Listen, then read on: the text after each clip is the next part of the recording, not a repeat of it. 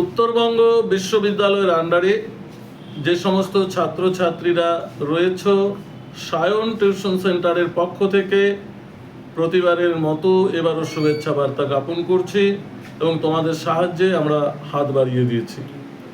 প্রতিবারে আমরা পরীক্ষার প্রাক মুহূর্তে আমরা সাজেশন প্রেজেন্টেশন করে থাকি। এবারও আমরা একে একে সুপারফাস্ট সাজেশন প্রেজেন্টেশন করছি।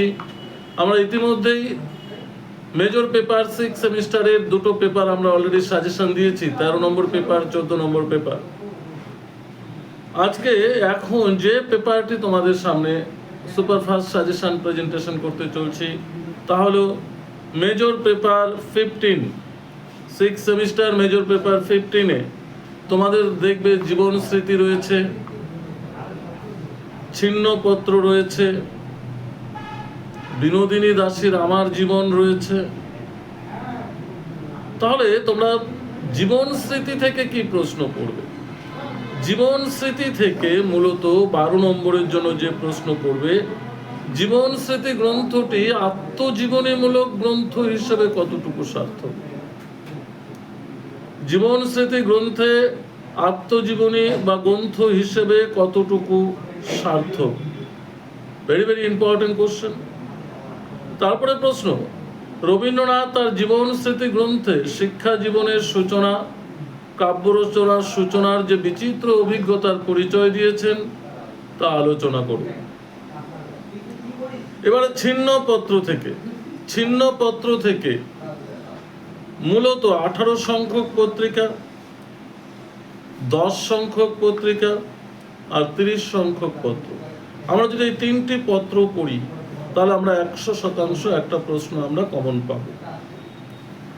এবারে আসি বিনোদিনী দাসীর আমার জীবনে বা অভিনয় জীবনের কথা তার আত্মজীবনীতে ফুটে উঠেছে তা আলোচনা করো, অথবা আমার কথা আত্মজীবনী কতটুকু সার্থক তা আলোচনা করো। ভেরি ভেরি ইম্পর্টেন্ট কোশ্চেন এগুলো।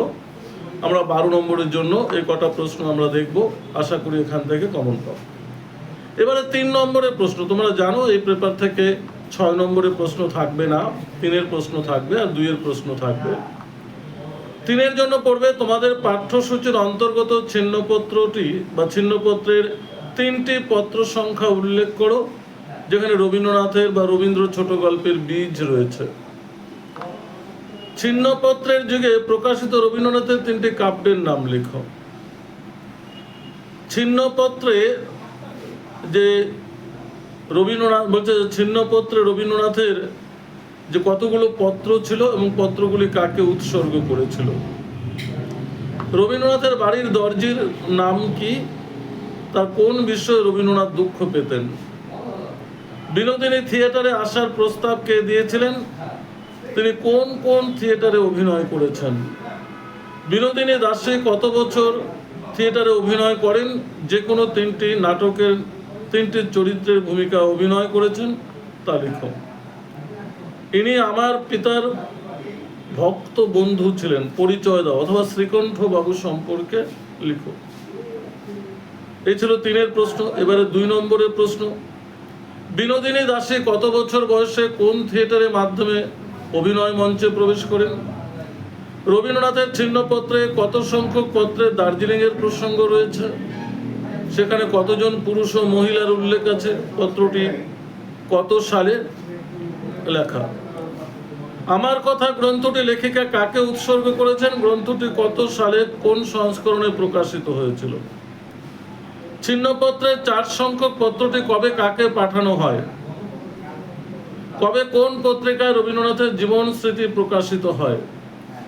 রবীন্দ্রনাথের প্রথম আদি কবিতাটির নাম কি, এছাড়াও কোন কোন কবিতাটি রবীন্দ্রনাথের শৈশবের মেঘদূত। রবীন্দ্রনাথ তার জীবন স্মৃতি গ্রন্থে যে চাকরের উল্লেখ করেছেন তার পরিচয় ও বাড়ি কোথায়। রবীন্দ্রনাথের ছিন্নপত্রের 30 সংখ্যক পত্রে কোন ছোট গল্পের বীজ আছে, পত্রটি কত সালে কোথা থেকে লেখা। এছাড়াও বলছি যে তোমরা পুরো সিলেবাসটাকে কভার করবে। ছোট বড় প্রশ্ন থেকে ছোট প্রশ্ন থাকতে পারে, ছোট প্রশ্নকে গুছিয়ে বড় প্রশ্ন আসতে পারে। পুরো সিলেবাসটা তোমরা দেখবে। ভিডিওটি যদি ভালো লাগে অবশ্যই লাইক ও শেয়ার করবে, বন্ধুদের মধ্যে ছড়িয়ে দেবে। ধন্যবাদ।